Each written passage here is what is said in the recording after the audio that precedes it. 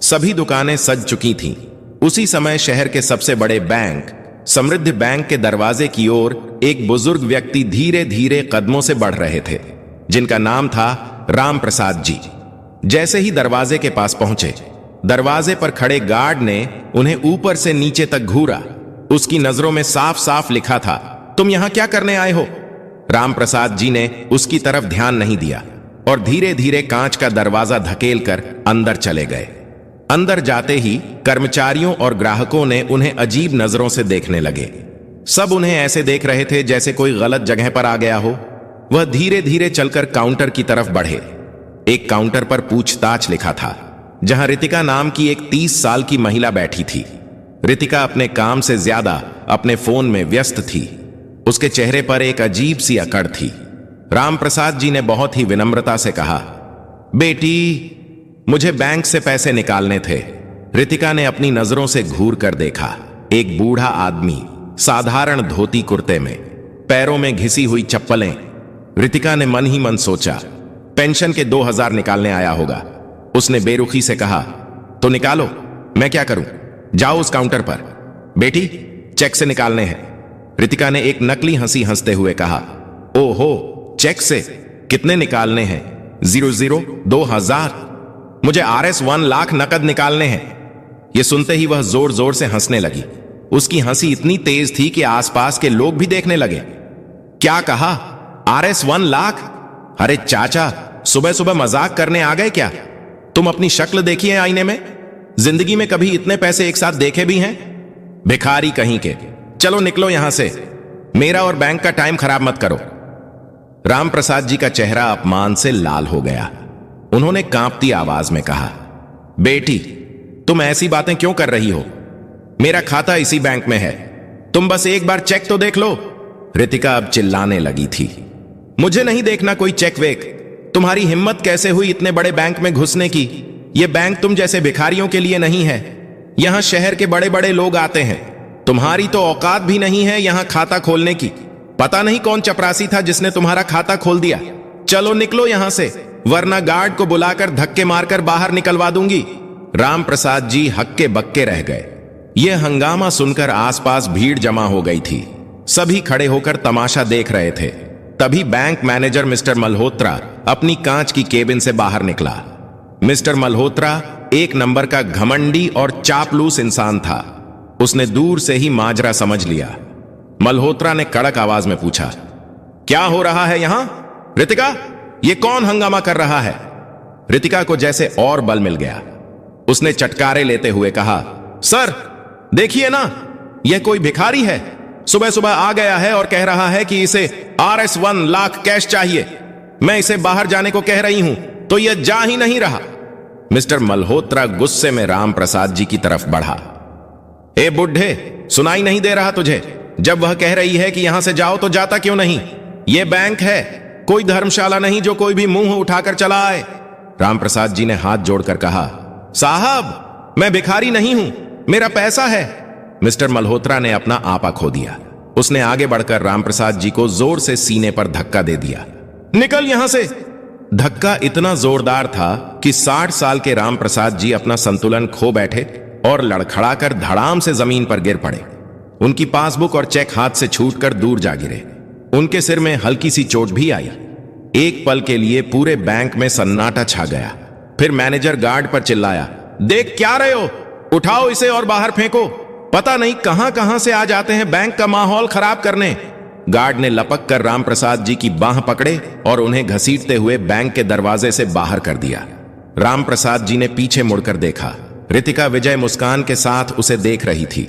Mister Malhotra अपनी tie ठीक करता हुआ वापस अपने केबिन में जा रहा था और बाकी ग्राहक वह सब ऐसे अपनी अपनी जगह लौट गए जैसे कुछ हुआ ही ना हो। बैंक के बाहर धूल और गाड़ियों के शोर के बीच राम प्रसाद जी जमीन पर बैठे थे। आंखों में बेबसी के आंसू थे। उन्होंने अपनी जिंदगी में बहुत मेहनत और ईमानदारी से पैसा कमाया था, लेकिन आज उनके ही पैसों ने उन्हें भिखारी बना दिया था। वह अब वहां से उठकर धीरे धीरे घर की ओर पैदल ही चलने लगे। हर कदम एक बोझ की तरह लग रहा था। घर पहुंचकर उन्होंने दरवाजा बंद किया और वहीं जमीन पर बैठ गए। वह बच्चों की तरह फूट फूट कर रोने लगे। काफी देर रोने के बाद उनका मन थोड़ा हल्का हुआ, लेकिन अपमान की आग अभी भी अंदर जल रही थी। उन्होंने सोचा कि क्या उन्हें अर्जुन को यह सब बताना चाहिए। वह अपने बेटे को परेशान नहीं करना चाहते थे, लेकिन फिर उन्होंने सोचा अगर मैं चुप रह गया तो उन जैसे लोगों का हौसला और बढ़ेगा। उन्होंने कांपते हाथों से अपना फोन उठाया और अर्जुन का नंबर मिलाया। उस समय अर्जुन दिल्ली में एक बहुत बड़ी इंटरनेशनल डील की मीटिंग में था। करोड़ों का प्रोजेक्ट था। जैसे ही उसके पर्सनल फोन पर पिताजी का नाम चमका, उसने मीटिंग में बैठे लोगों से माफी मांगी। उसने फोन उठाया, हॉल से बाहर निकल गया और अपने अंदाज में कहा, हाँ पिताजी, सब ठीक है। आपने आज सुबह फोन नहीं किया, मैं चिंता कर रहा था। दूसरी तरफ से राम प्रसाद जी की भारी और भीगी हुई आवाज आई, हाँ बेटा, सब ठीक है।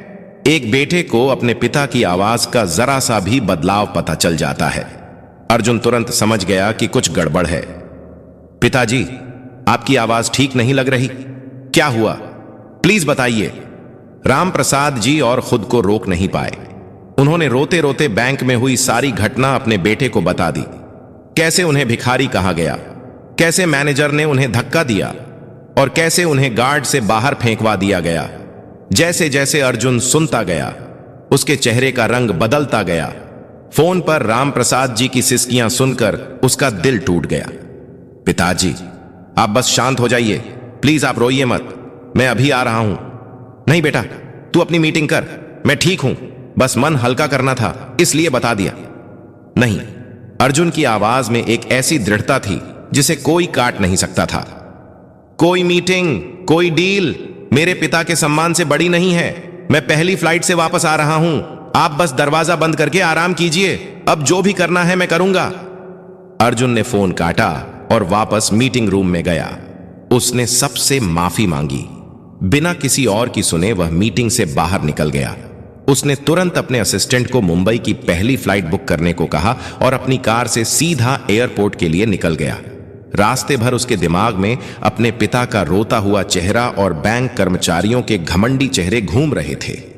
अर्जुन ने मन ही मन फैसला कर लिया था, वह उन लोगों को सिर्फ सजा नहीं देगा, बल्कि उन्हें एक ऐसा सबक सिखाएगा जो वह अपनी पूरी जिंदगी नहीं भूल पाएंगे।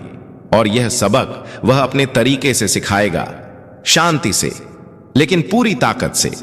देर रात जब अर्जुन घर पहुंचा तो उसने देखा कि उसके पिता सोफे पर ही बैठे बैठे सो गए थे। उनके चेहरे पर अभी भी उदासी और थकान थी।